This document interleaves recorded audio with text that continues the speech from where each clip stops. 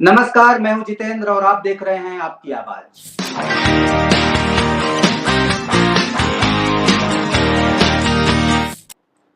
आपातकाल की चर्चा के लिए भारतीय जनता पार्टी ने संविधान हत्या दिवस के मनाने के लिए एक गजट लेके आई है। इस विषय पर चर्चा के लिए हमारे साथ हैं वरिष्ठ पत्रकार शशि शेखर जी। जिस प्रकार से भारतीय जनता पार्टी ने ये गजट लेके आया है, शशि जी, आपका क्या कहना है कि किस प्रकार की परिपाटी ये चालू कर रहे हैं? जितेंद्र जी, मुझे एक पत्रकार होने के नाते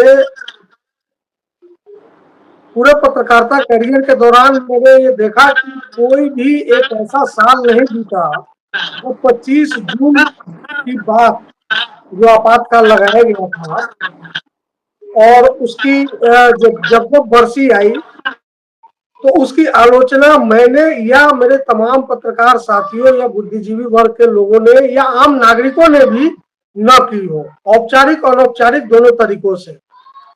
मतलब मेरा कहने का यह है कि आपातकाल हमारे लोकतांत्रिक इतिहास का एक ऐसा काला धब्बा है जिसको कोई कभी नहीं भूलना चाहेगा, और इसलिए नहीं भूलना चाहेगा ताकि हम उसको भूले नहीं, उसको याद रखें, ताकि कोई दोबारा इस तरह की हरकत करने की हिम्मत न कर सके। तो न सिर्फ पत्रकार बल्कि जो राजनीतिक क्षेत्र है, राजनेता है, हर तरह के, हर पार्टी के, मतलब कांग्रेस की बात छोड़ दी जाए, उसके लोग भी गाहे बगाहे मानते हैं कि वो हमारी गलती थी, लेकिन विपक्ष, तमाम विपक्ष इसकी आलोचना करता रहा है हर साल। मतलब ये रस्म है, रस्मी तौर पे ये काम होना ही होना है। लेकिन अब आप इसको, जो मौजूदा सरकार है केंद्र की, वो चाहती है कि इसको एक दिवस में घोषित किया जाए, बकायदा इसके लिए गजट निकला है, और उसको आधिकारिक तौर पर एक दिवस के रूप में, संविधान हत्या दिवस के रूप में मनाया जाए। तो मनाया जाए मतलब शोक मनाया जाए, तो शोक तो लोग मनाते ही रहे हैं। हम लोग तमाम पत्रकार, चिंतक, बुद्धिजीवी आपातकाल का जो शोक है, शोक गीत है, वो लिखते रहे हैं, गाते रहे हैं। लेकिन इसको इस तरीके से सिर्फ राजनीतिक लाभ के लिए करना, जिसका मकसद बहुत क्लियर है कि बार बार एक चीज को, जैसे अभी हाल में संसद में भी इस पर बात हुई, सत्ता पक्ष ने विपक्ष को घेरा, इसमें कहीं कोई दिक्कत नहीं है, इसमें ठीक है, आप करिए आपातकाल की बात, लेकिन वो सिर्फ पॉलिटिकल बेनिफिट के लिए अगर आप कर रहे हैं, और तो फिर मेरा ये मानना है कि भविष्य में अगर मान लीजिए कोई एक ऐसी सरकार आए, किसी की भी, थर्ड फ्रंट की या किसी की भी सरकार आए, और वो ये कहे कि हम आज तक आजादी के 70-75 सालों में जितने दंगे हुए हैं, और उसमें गोधरा और गुजरात की भी बात की जाए, और उन सबको मिला करके एक हम प्रायश्चित दिवस मनाए, राष्ट्रीय प्रायश्चित दिवस, या किसी अमुक पार्टी के किसी कृत्य को लेकर के एक हम दिवस घोषित कर दें। कोई आए और ये कहे कि नोटबंदी को जो है सो राष्ट्रीय शोक दिवस के रूप में मना लिया जाए। कोई ये कहे आकर के कि गांधी जी की हत्या, जिसको शहीद दिवस हम लोग कहते हैं, उसको गांधी वध दिवस के रूप में मनाया जाए, और इसके लिए जिम्मेवार जो मतलब लोग हैं उनके बहाने राजनीतिक हमले किए जाए। तो ये एक हेल्दी परिपाटी, एक हेल्दी डेमोक्रेसी की निशानी कहीं से नहीं है। डेमोक्रेसी की आलोचना सब करते हैं, लेकिन आप उसको इस तरह से, जैसे अभी इन लोगों ने पिछली बार किया, विभाजन त्रासदी, विभीषिका या त्रासदी दिवस, विभाजन जो हुआ था उसका। मैं कह रहा हूं कि अतीत के, मतलब उन दुखद पलों को आप कब तक याद करके ढोते रहेंगे। विभाजन एक त्रासदी थी, लेकिन जियोपॉलिटिक्स में, और आज लोग, मैं बड़ा आश्चर्य में पड़ता हूं जितेंद्र जी, जब लोग अखंड भारत की बात करते हैं। जी जी। मैंने अखंड भारत में अगर बांग्लादेश, पाकिस्तान और हिंदुस्तान, बाकी मैं कहीं नहीं जा रहा, कुछ लोग अफगानिस्तान को भी मिलाते हैं, इतने को ही अगर मिला दिया जाए तो मुसलमानों की आबादी जो है वो 60-70 करोड़ हो जाएगी, क्योंकि बाकी उन दोनों देशों में तो हिंदू बहुत कम है। तो क्या आज की जो बहुसंख्यक आबादी हिंदुस्तान की है वो उस अखंड भारत में जहां 60-70 करोड़ मुसलमान होंगे उसमें वो रह पाएगी शांति से? तो मैं ये बड़ा नहीं वाजिब कहना। प्रश्न, जी बड़ा बोलिए। वाजिब प्रश्न है आपका, ये बिल्कुल वाजिब प्रश्न है। तो आप विभाजन, ठीक है वो बहुत दुखद था, सब कुछ था, लेकिन वो हमारे अतीत का एक काला पन्ना है, उसको भूल कर और आगे बढ़ना पड़ेगा। आप अभी भी तीसरी बार सरकार में आए हैं, अभी भी आप सीखने के लिए तैयार नहीं है कि मूव ऑन कैसे किया जाता है, आगे कैसे बढ़ा जाता है। न तो आप गलती स्वीकारते हैं और ऊपर से गलती पे गलती किए जाते हैं। बिल्कुल शशि भाई, बिल्कुल आपका कहना ठीक है कि ये बदले की भावना के तहत एक निर्णय हो सकता है। दूसरी एक बात और सामने आ रही है, क्या बीजेपी मुद्दों से भटकाने का ही सदैव काम करती है? जिस प्रकार से आज मणिपुर हिंसा पे बात नहीं हो रही है, जिस प्रकार से संसद से 141 सांसदों को निकाल दिया जाता है, उस पर बात नहीं हो रही है, जिस प्रकार से गरीबी में बात नहीं हो रही, बेरोजगारी की बात नहीं हो रही। अभी आपने एक बड़ा वीडियो, हाल में वीडियो आया गुजरात से, जहां बहुत छोटी सी संख्या में लोगों ने विज्ञापन दिया था और वहां लाखों की तादाद में लोग आ गए। बेरोजगारी कितनी बड़ी समस्या है, उस पर बात नहीं हो रही है। इतने बड़े बड़े भ्रष्टाचार हो रहे हैं, भ्रष्टाचारों पे बात नहीं हो रही है जो भारतीय जनता पार्टी के नेता करते हैं। दूसरी तरफ एक छोटी छोटी बातों पे विपक्ष के नेताओं को या इवन मुख्यमंत्रियों को जेल में डाल दिया जाता है। तो क्या ये मुद्दों से भटकाने के लिए भी ऐसे भारतीय जनता पार्टी ऐसे ऐसे कदम उठाती है जिससे जनता मूल मुद्दों से दूर हो जाए और इन्हीं सारी चर्चाओं पे पड़ी रहे, अटकी रहे? मुझे आश्चर्य होता है जितेंद्र भाई कि पिछले 10 साल में तो यही काम होता रहा है। आपने हमेशा जो है वो कभी रोजगार और इन सब चीजों पर बात की नहीं। नोटबंदी के बाद जो आर्थिक स्थिति बनी देश की, उसके बाद वो सुधरने का नाम नहीं ले रही। आप 80 करोड़ लोगों को खुद कहते हैं कि हम 5 किलो अनाज देते हैं। रोजगार वगैरह की बात, अभी नीट का जो परीक्षा का मामला हुआ, इतना बड़ा मामला था और इसका ये नतीजा हुआ कि भाजपा को नुकसान झेलना पड़ा। 303 सीटों वाली भाजपा 240 पे आ गई। 4 लाख 5 लाख वोटों से जीतने वाले प्रधानमंत्री बनारस से मात्र 1.5 लाख वोटों से जीते।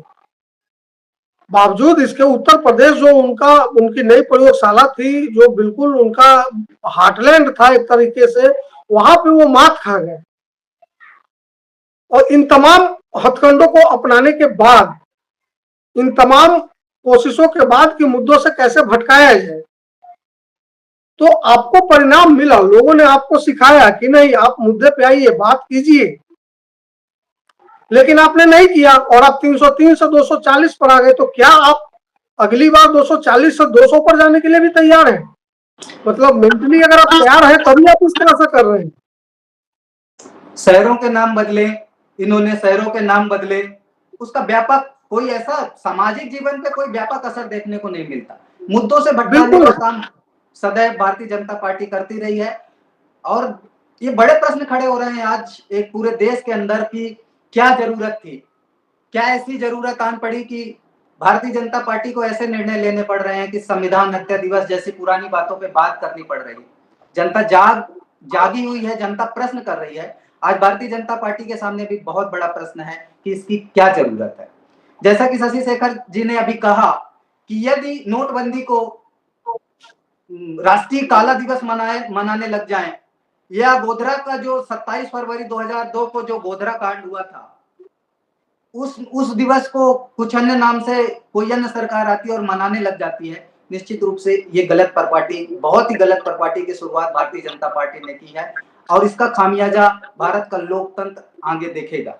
क्योंकि जिस प्रकार से नोटबंदी एक काला अध्याय के रूप में जाना जाता है, आज भारतीय जनता पार्टी की सरकार में जिस प्रकार से लोगों का दमन चालू है, जिस प्रकार से विपक्ष को बोलने की पूर्ण आजादी नहीं है, विपक्ष के नेताओं को जिस प्रकार से जेल में डाला जा रहा है, इसको आगे किस रूप में देखा जाएगा या इन दिनों को किस रूप में मनाया जाएगा, ये भी इस पर पार्टी के हिसाब से देखा जाना शेष है।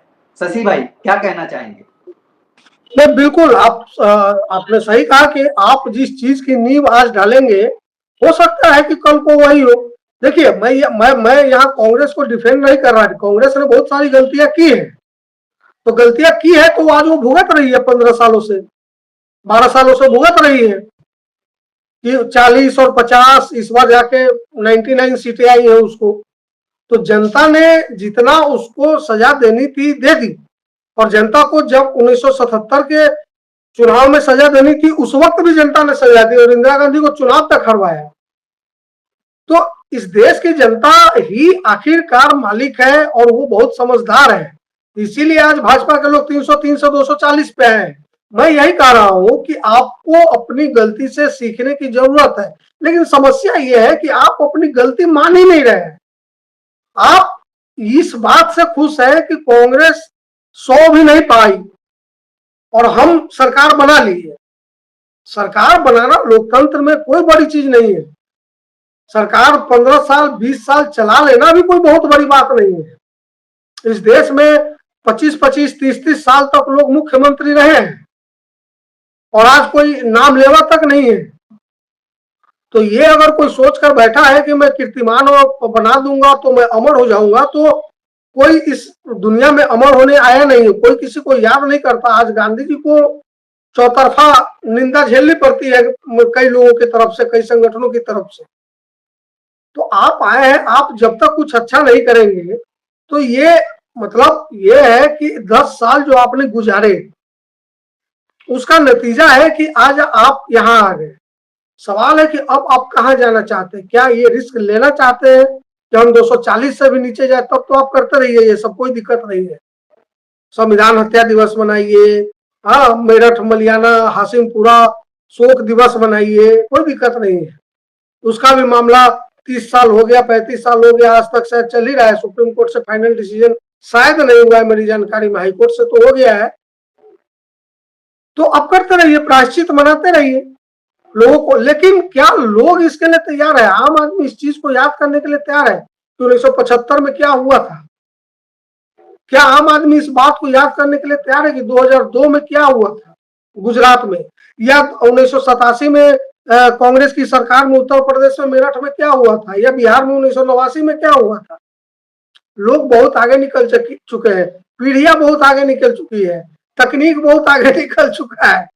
आप पुराने पन्ने खोल के कितना भी दिखाएंगे, कुछ नहीं होना है। राहुल गांधी ने या विपक्ष ने संविधान बचाओ की बात की।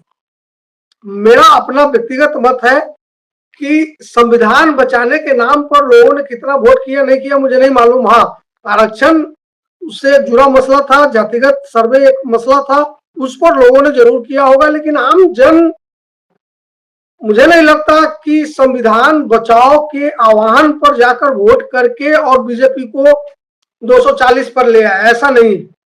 आम जन अपनी दीनता, अपनी गरीबी, अपनी बेरोजगारी, महंगाई, नौकरी, इन्हीं सब मुद्दों पर, महंगी दवा, महंगी इलाज, इन्हीं सब मुद्दों पर वोट करती रही है, इस बार भी की है। और उसी मुद्दे पर भाजपा को 300, 300, 240 पर आना पड़ा है। तो संविधान वगैरह की बातें जो है वो थोड़ा हाई लेवल इंटेलेक्चुअल डिबेट का हिस्सा है। तो दिल्ली में बैठे हुए लोग करें, अच्छा लगता है। यहाँ चंपारण में या मऊ के गांव में बैठे हुए आम लोगों को इससे कोई मतलब नहीं है कि संविधान के किस सेक्शन में क्या। अभी कानून जो बदले गए सीआरपीसी वगैरह के, 99% इंडियंस को नहीं पता होगा, सिवाय पुलिस वालों को छोड़कर और वकीलों को छोड़कर। मीडिया वाले तक को नहीं पता होगा पूरा। 2-3 सेक्शन रट लिए होंगे, 420 की जगह ये आ गया, 300 की जगह। जी जी जी शशि भाई, बिल्कुल ठीक कह रहे हैं आप कि जिस प्रकार से भारतीय जनता पार्टी मूल मुद्दों से हट के स्कूल, अस्पताल, बिजली, पानी, सड़क, स्वास्थ्य, शिक्षा, रोजगार जैसे मुद्दों से दूर कानून बदलने की एक कवायद करती है, शहरों के नाम बदलने की कवायद करती है, संविधान हत्या दिवस जैसे मसलों पे गजट लाने का काम करती है। लेकिन जनता जाग चुकी है, जनता जाग रही है, जनता जाग चुकी है। और ये देख रही है कि भारतीय जनता पार्टी मुद्दों से हटके काम करने का काम करती है और जनता को दूर ले जाती है वास्तविक जिंदगी से।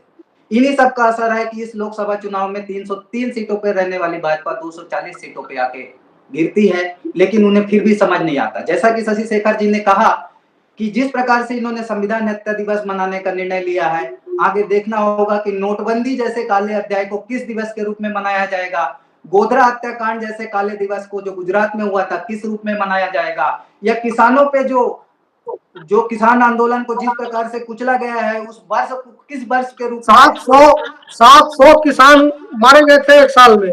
मतलब मारे गए थे मीन्स मौत के शिकार हुए थे, वो बारिश में, धूप में, पानी में, कोरोना का समय था। जी जी। तो या कोरोना की वजह से जो हजारों लोग मारे गए, असमय मतलब गंगा में बहती लाशें जो है पूरे दुनिया ने देखा। तो इन चीजों को अगर आपकी नाकामी के तौर पर दिखाकर और शोक दिवस मनाए जाने लगे, तब तो फिर बाढ़ आ जाएगी शोक दिवस की। जनवरी से लेकर दिसंबर तक ऐसा ही एक एक दिवस मनते चले जाएंगे, क्योंकि 10 सालों में आपने यही किया है और अगले 5 सालों में भी आप यही सब करने की तैयारी कर रहे हैं। ये बड़ा दुखद है। बिल्कुल शशि भाई, फिर कोरोना काल को किस काल के रूप में मनाया जाएगा और दूसरी सरकारें उसे क्या नाम देगी, क्या बजट लेके आएंगी, एक गलत पर पार्टी की शुरुआत हो रही है। बहुत ही शानदार तरीके से शशि जी ने इस मुद्दे को आज हम सबके सामने रखा है। आगे भी इन्हीं महत्वपूर्ण विषयों के साथ हम लोग चर्चा में शामिल होते रहेंगे। हमारे साथी होंगे शशि शेखर जी, आज विवेक जी नहीं है, पर आगे विवेक जी और अन्य साथी महत्वपूर्ण चर्चाओं के साथ हाजिर होते रहेंगे। तब तक के लिए नमस्कार।